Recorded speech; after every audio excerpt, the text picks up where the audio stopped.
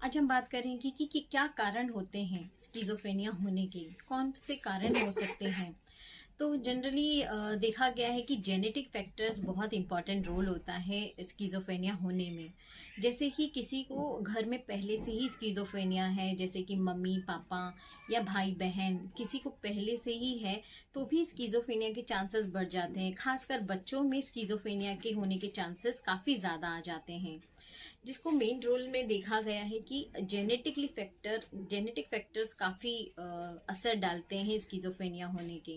लेकिन उसके साथ साथ अलग अलग कारण भी होते हैं। नशा एक मेन कारण देखा गया है स्किज़ोफ्रेनिया होने का। जैसे कि अलग अलग नशा का सेवन करना, खासकर गांजा, कैनाबिस, ये सारे का सेवन करना अधिक मात्रा में, तो भी आपको स्किज़ोफ्रेनिया हो सकता है। और केमिकल, बहुत सारे हमारे ब्रेन में केमिकल चेंजेस भी देखे गए हैं। जैसे डोपामिन, उसका लेवल बढ़ जाता है तो भी स्किज़ोफ्रेनिया होने के चांसेस होते हैं। अलग अलग केमिकल हार्मोन्स बढ़ने की वजह से भी स्किज़ोफ्रेनिया हो सकते हैं।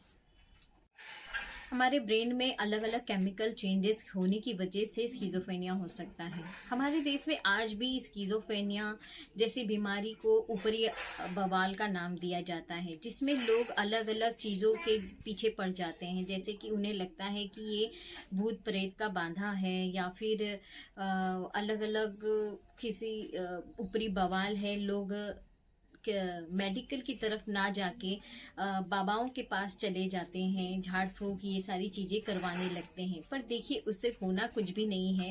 आपका समय ही नुकसान होगा।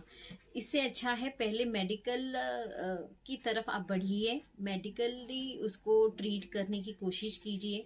उसके बाद में या उसके साथ साथ आप ये सारी चीजें करना हो तो आप कर सकते हैं, वो आपकी इच्छा है।